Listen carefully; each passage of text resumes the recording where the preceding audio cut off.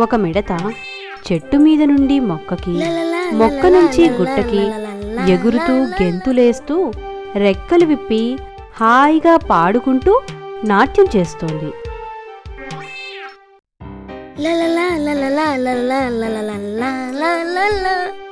ఒక చీమ మొక్కజొన్న గింజని అతి కష్టం మీద దొర్లించుకుంటూ రావడం చూసింది.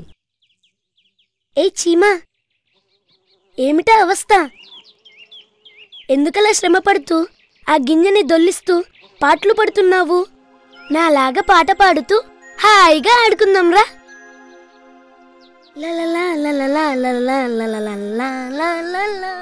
నేను రాను. నీలాగా పాడుతూ నాట్యం చేయడానికి నాకు వీలు కాదు. ఏమైంది నీకు? పోనీ నా పక్కగా వచ్చి కూర్చో, కబుర్లు చెప్పుకుందాం. చూడు మిడత, కబుర్లు చెబుతూ కాలక్షేపం చెయ్యకు. వచ్చేది చలికాలం. మనకి తినడానికి ఆహారం దొరకదు. అందుకని ఇప్పుడే జాగ్రత్త చేస్తున్నాను. నా మాట విని నువ్వు కూడా ఆహారం దాచుకో. ఓసి తెలివి తక్కువ చీమా, నీ అంత అమాయకురాలు ఎక్కడా ఉండదు. ఇప్పుడు కావాల్సినంత తిండి దొరుకుతూ ఉంటే దాచుకుంటావా? ఎవరైనా వింటే ఇంకా నవ్వుతారు. నా మాట విను. ఆ కొండను నువ్వింకా ఎక్కలేవు. రా, కబుర్లు చెప్పుకుందాం. నీతో ఇక మాట్లాడలేను. నేనింకా ఎన్నో గింజలు చేరవెయ్యాలి. పిచ్చి చీమ, హాయిగా బతకడం ఎరగదు. దాని అవస్థను చూసి నవ్వుకుంది. మిడత పకపకా నవ్వింది.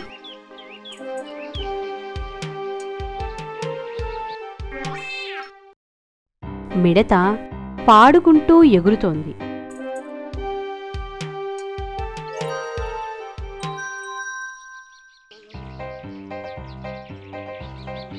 నిదానంగా వాతావరణం మారింది. చెట్లు ఆకులు రాల్చాయి. చిరుగాలులు వీస్తున్నాయి. మంచు పడుతోంది.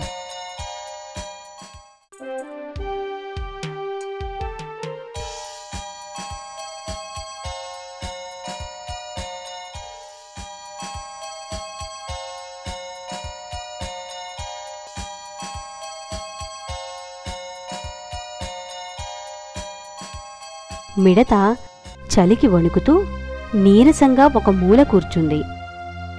ఆహారం దొరికినప్పుడు హాయిగా తింటూ గడిపేసింది.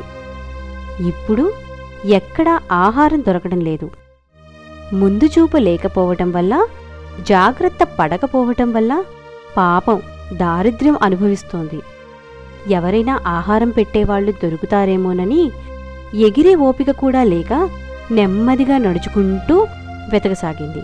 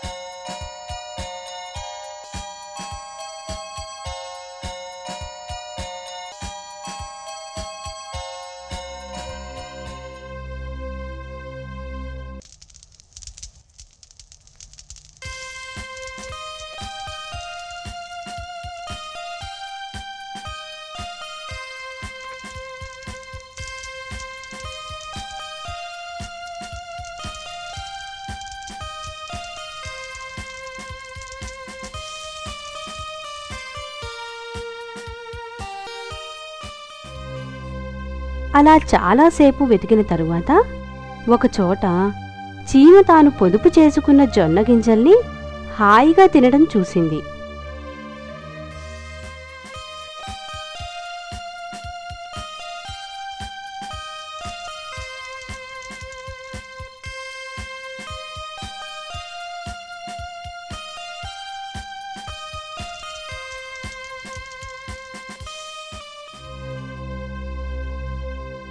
నాకు ఆకలిగా ఉంది.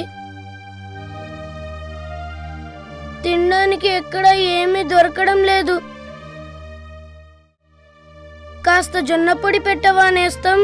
ఏం మిడతా? ఆ రోజు నన్ను చూసి నవ్వావే, ఇప్పుడేమైంది?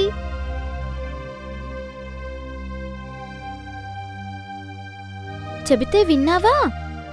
దేనికైనా ముందు జాగ్రత్త కావాలి.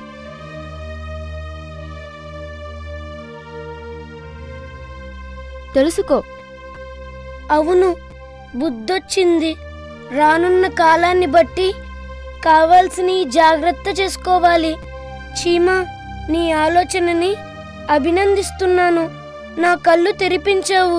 ఇక మీదట నేను కూడా ఆహారం దాచుకుంటాను. మా మీద లేదు, ఇంతసేపు ఉంచుతా ఇది మీకు